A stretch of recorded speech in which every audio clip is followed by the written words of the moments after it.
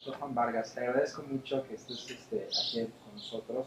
Bienvenido a México, bienvenido a Aguascalientes y bienvenido también al CIDE, al Centro de Investigación y Ciencias Económicas, y sobre todo a este seminario, el seminario del Programa de Política de Drogas, que como tú sabes cubre una gran gama de temas y de problemáticas alrededor de la línea de las drogas o de las sustancias psicoactivas, fundamentalmente ilegales. Y aquí, por lo que he visto tu CV, que es impresionante, tienes mucho que decir y que contarnos y que dialogar con nosotros acerca de grupos armados, construcción estatal, violencia, procesos de paz, etc. Uno de tus temas te ha traído hoy aquí al seminario y sobre esto quisiera que nos empezaras un poco a contar, sobre todo a contar de qué trata esta investigación, cuáles son las preguntas que tú te planteaste y qué has encontrado a lo largo de este proceso. Bueno, muchísimas gracias por la invitación. Es un placer estar en México, en Aguascalientes y en particular en el CIDE, participando de este seminario del programa de política de drogas. Eh, la investigación que voy a presentar es una investigación en curso, no es una cosa que está terminada y en particular tiene varios elementos que considero importantes. Uno, la pregunta general es una pregunta sobre construcción de Estado.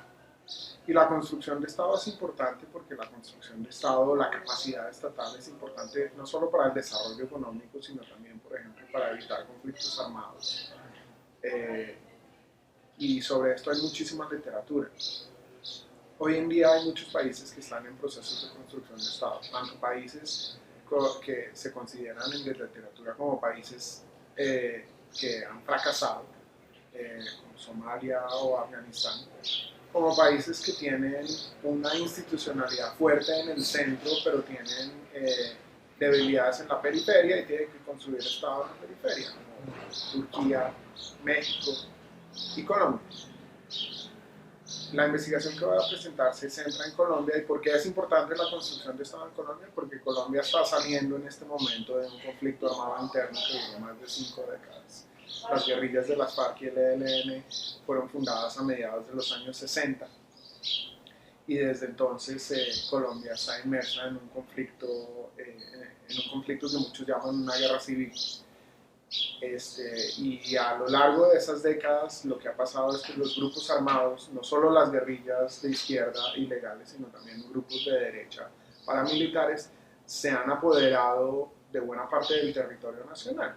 Que cuando digo apoderado quiere decir que ellos son la autoridad, ellos son la ley y el Estado pasa por los grupos armados.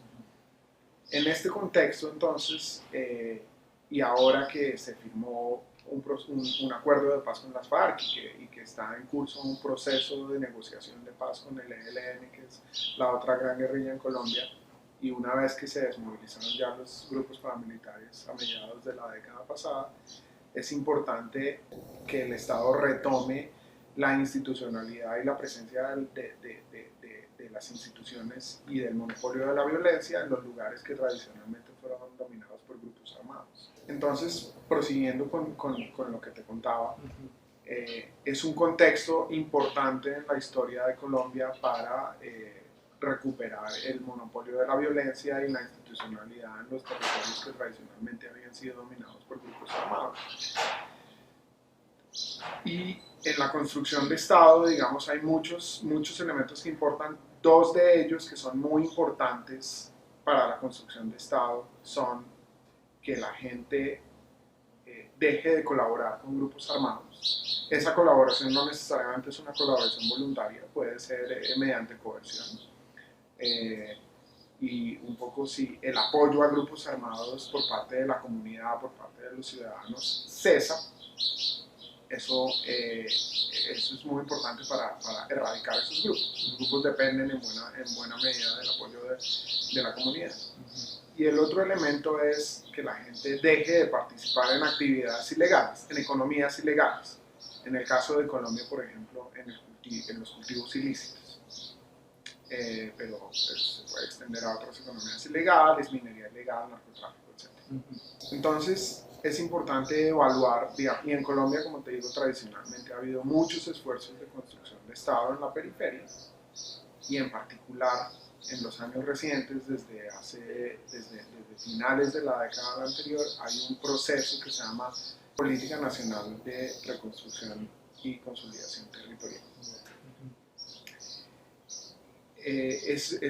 Se trata, digamos, de una política, primero, muy ambiciosa, segundo, de largo plazo, y tercero, que ha tenido inversiones sustantivas, no solo con un esfuerzo presupuestario, no solo por parte del gobierno colombiano, sino de la comunidad internacional, en particular de USAID.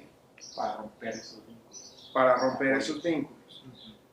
¿El problema cuál es? El problema es que es difícil evaluar los resultados de esta política sobre cosas que son difíciles de observar. Por ejemplo, el apoyo de la comunidad a grupos armados, el nivel de involucramiento de las comunidades en cultivos ilícitos y en economías ilegales. Son objetos que son difíciles de observar y difíciles de medir. La investigación que voy a presentar hoy trata de resolver esos problemas. ¿Cómo medirlo? ¿Cómo medirlo para poder evaluar si la política está teniendo un efecto o no?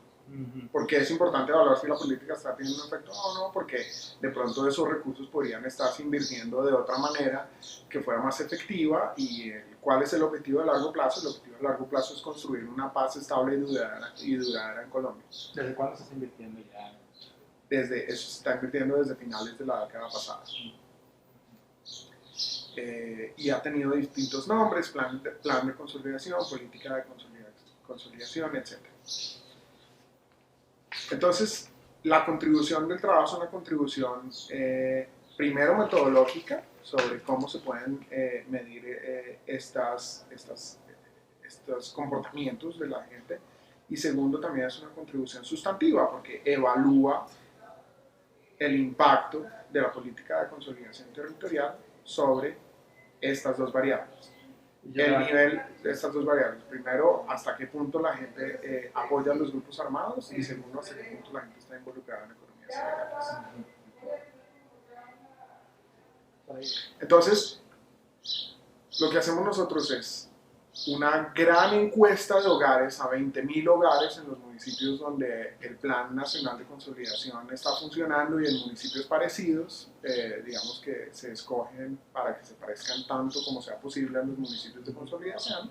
Una gran encuesta de hogares con muchas preguntas, y entre ese cuestionario se ponen los experimentos de lista que nos permiten saber si en los municipios de consolidación hay gente que está involucrada en esto en comparación con municipios parecidos, en la línea de base. Y unos años después de que la consolidación, digamos, ha estado en proceso, uno puede volver a hacer lo mismo y ver si ha habido cambios sustantivos, y sobre todo lo que nos interesa es si esos cambios son mayores en el grupo de tratamiento, es decir, en los municipios de consolidación, en comparación con los grupos, con los municipios de comparación. Cosa que todavía es lo que está haciendo, se va a hacer. Esto ya se hizo para un levantamiento, digamos, de medio término. Supuestamente habrá un levantamiento final al final de este año o al principio del año siguiente, pero como esto está financiado por USAID, digamos, el levantamiento final depende de cuáles sean las políticas de ayuda externa de la nueva administración de Estados Unidos. Entonces, con alguna probabilidad puede que no haya levantamiento final. Lo que yo voy a presentar tiene que ver con cómo ha cambiado la cosa entre la línea de base y la línea de medio término. Es decir, entre 2012 y 2015. Y en ese sentido vendrían las contribuciones sustantivas. Correcto. Correcto.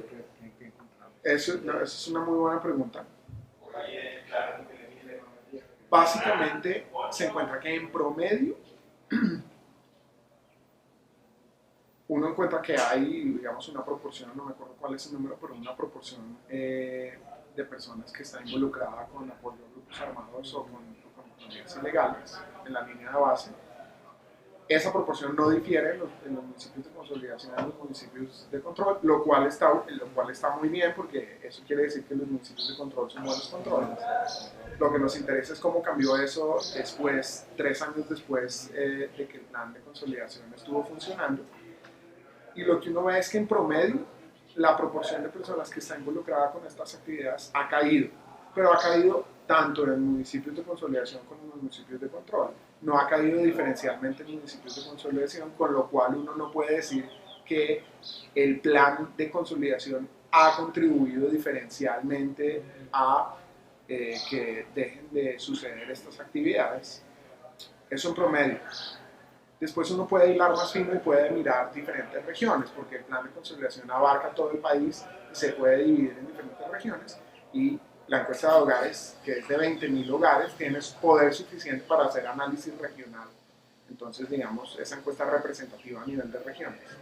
Y eso es interesante porque hay regiones en las que solamente interviene el gobierno colombiano y hay regiones en las que además tiene la ayuda de operadores de USAID. Entonces uno puede ver si hay heterogeneidad en términos de impacto en regiones. Y si uno mira qué ha pasado en las regiones, uno sí ve que en algunas regiones ha habido esa caída, digamos, de actividades ilícitas por parte de la población es mayor o más que proporcional en los municipios de consolidación relativo a sus municipios de control. Pero lo más interesante es que eso ocurre en las regiones donde solamente interviene el gobierno colombiano, no está ocurriendo en las regiones donde tiene además de eso ayuda por parte de USAID. Esos son los resultados hasta ahora, que son unos resultados interesantes. Interesantísimos. ¿Cuáles serían ahí, en términos muy concretos y muy generales, esas políticas que sí están funcionando y que sí están dando esa es una buena pregunta y es una pregunta muy difícil de responder, porque básicamente este programa de consolidación es un compuesto de muchas inversiones y de muchas cosas. Digamos, no es un tratamiento específico como ir al doctor a que te dé una pastilla para el dolor de cabeza, que no exactamente sabe lo que está pasando. Acá no, acá es la Unidad Nacional de Consolidación trata de, digamos, involucrar a muchas entidades estatales en diferentes inversiones para promover el desarrollo, para promover, digamos, la capacidad de la gobernanza local, para promover la integración regional, para promover la seguridad en el largo plazo. Entonces, son muchas líneas, entonces, y es muy difícil saber qué exactamente de todas estas cosas que involucra la política de consolidación, digamos que es una mixtura de muchas cosas, qué exactamente es lo que está dando resultados y qué no.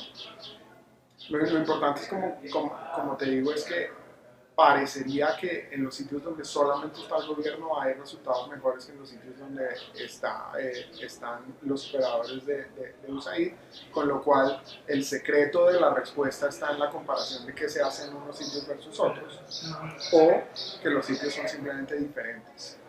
Pero ¿Alguna intuición al respecto? No, todavía. Todavía no me atrevo a decir, a tirar una explicación. Pero en términos generales, y eso sí, para concluir, porque ya vamos a tener el seminario contigo, el Estado sí está haciendo bien las cosas, aparentemente, o al menos eso son los primeros indicios. Va por buen camino. Hay que acordarse que todavía no ha habido un levantamiento de línea, digamos, final.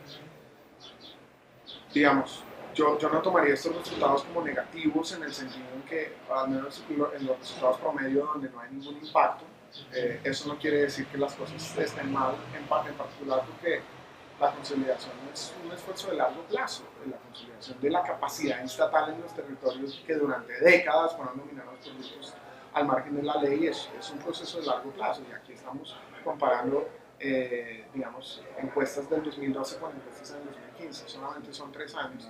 Entonces yo esperaría, digamos, que si hubiera un levantamiento de línea final, que debería ser como a final del 2017, principios del 2018, ahí hubiera más acción en términos de impacto.